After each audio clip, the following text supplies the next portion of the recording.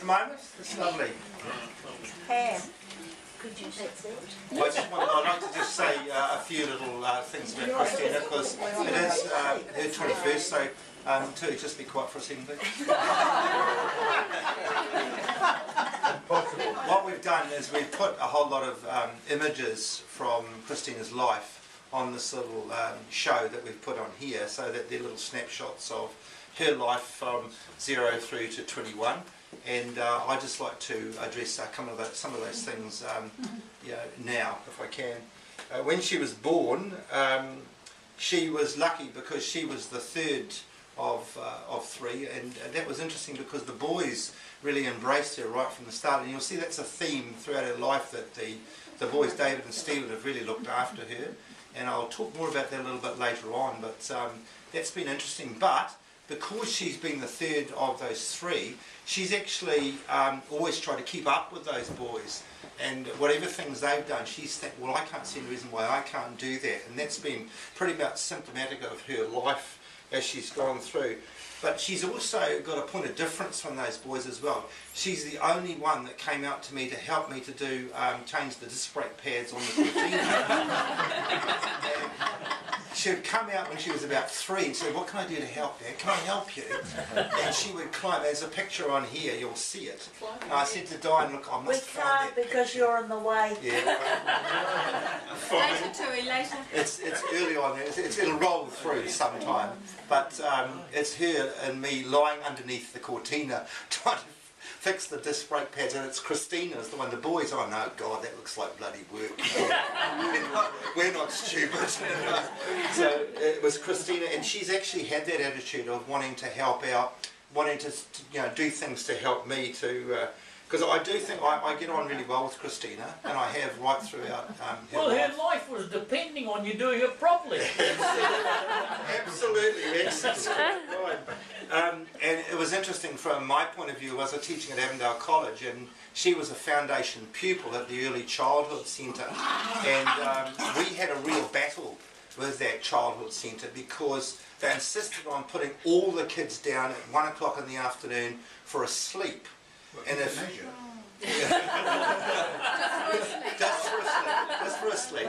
And of course we knew damn well if Christina went down for a sleep at 1 o'clock, she'd be up till 10 o'clock at night, and we would actually pay the price later on in the day. And so we would say, and Diane actually worked for the ministry, and she understood the code, and she actually argued the toss with them and said, look, you don't have to put some kids down to sleep. They actually perfectly agree, just put her in the corner and she'll entertain herself. It's cruel and unusual punishment. Cruel for us as parents, because we knew that just half an hour. In fact, what they used to do is they would force her to sleep from about 1 o'clock through to about 5 to 2. She'd finally go to sleep at 5 to 2. That would be just enough to take the edge off her sleep.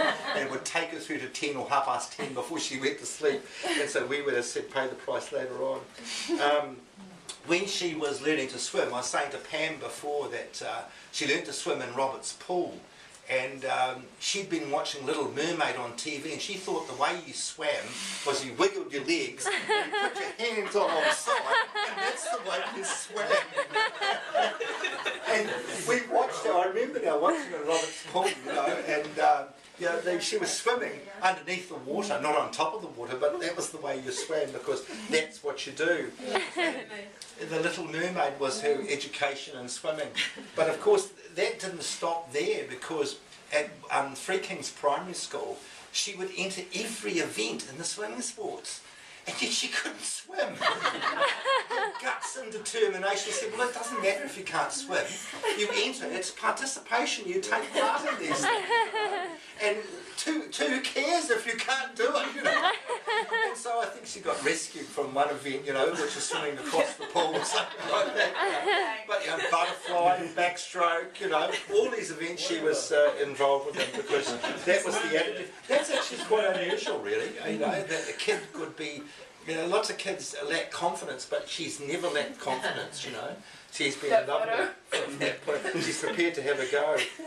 I must say that from my point of view, just the way my career panned out, that when Christina was at intermediate school, I was working for Team Solutions, and I could take a week off whereas I couldn't do that if I was teaching in a school. Yeah, there she is there. Yes, that's the old Cortina.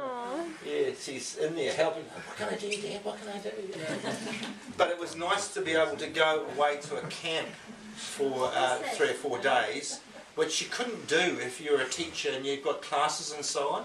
And so it just so happened that those 2 years were the years that I was working at Team Solutions, and I could say to my boss, look, I actually want to spend time with my daughter at her camps. And we went to, actually that one that had the accident from Houp Codge last week, that was the one of the ones that we went to, and the other one was at Matamata. Quite different camps, but it was lovely to go with your daughter and be part of that camp, because a lot of people miss out on that because they're working.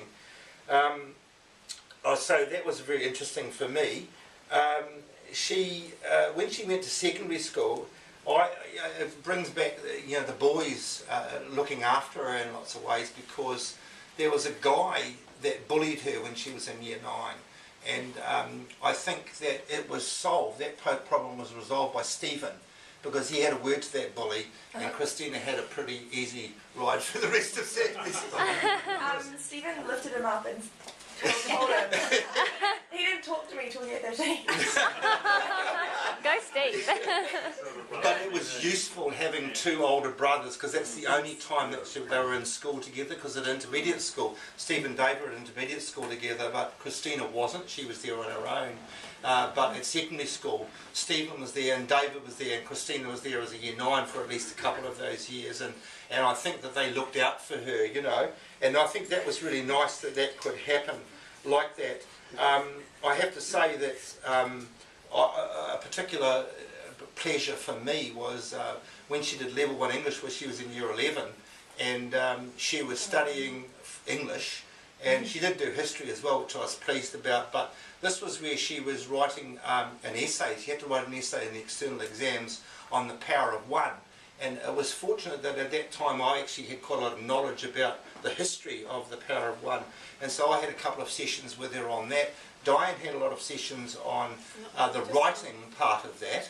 And in the end, it was Christina, though, that fired the bullet, and she got excellence for that piece. I've still got it, actually, because I was so proud of it, because you could see the way in which her writing was developing, and that's something that she sort of nurtured at university and so on. And really started with that first real test that she has with NCA level 1. Interesting other episode when she was at secondary school, because David had a little incident where he borrowed our Honda Odyssey and had a little crash in it the one time that he did that. Now I remember him saying it was the worst day of my life.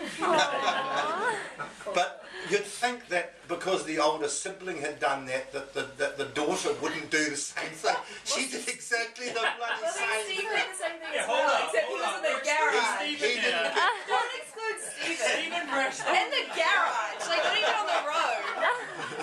It's not just how Stephen. He didn't get out of the garage. He was out on the street, mayhem, So Christina borrowed the Toyota Corolla, took it to school, and she was coming back along Halsey Drive, back home again. She thought she was home and safe, and she saw a cop outside Halsey Primary School. She said, "Oh shit!" And she screamed the ball around the left and went down the avenue and went up on the curb in the middle of the road and trashed all of the suspension. And then, of course, parents found out about it and so on. I said, "Why didn't you bloody well learn from David?" Such a I just remember every time we crashed the car, you went outside and punched the fence.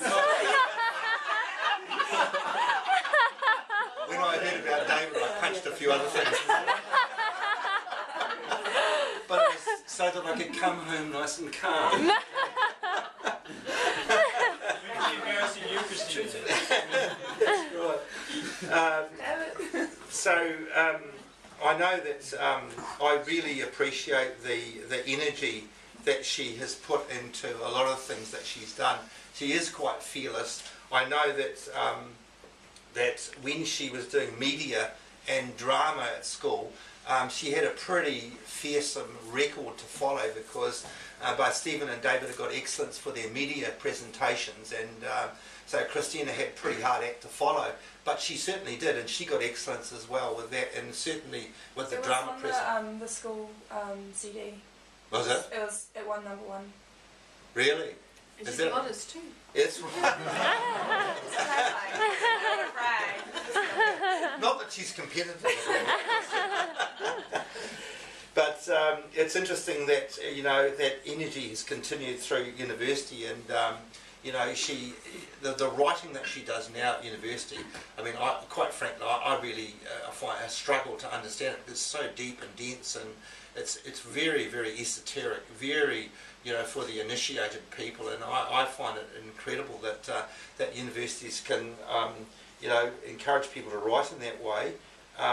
She's got that. She has got a gift in writing. It's interesting. You look at kids as a teacher, and you can see those kids who can write almost naturally compared to those kids who have to really struggle with their writing. And I think that Christina has got that ability to find the right words at the right time, and I really respect her for that, because I have to work at what I do. I think Diane writes better than I do, but I really have to work at that and rephrase it and so on 100 times. But Christina has that a lot more naturally, and I really respect her for that. I think that it's great that she's got James in her life now. She's been a different person since she's met James, and James, I really thank you for your part in Christina's life. She is a different person, and I certainly thank everyone for coming tonight and sharing this moment with us, because she is a lovely girl, and she's our baby, and we certainly think that 21 has gone away very, very quickly, and we're far too young to have a 21-year-old. So if you'd like to get a glass together, I'd like to propose a toast to Christina. Oh yeah, okay, well okay. Well, we can have another toast after. Yeah, okay, I'll get the... We've got some champagne here, but Yes, it's probably we'd not like to, room in the yeah. glass. Or would you like to have a I little... can make room with my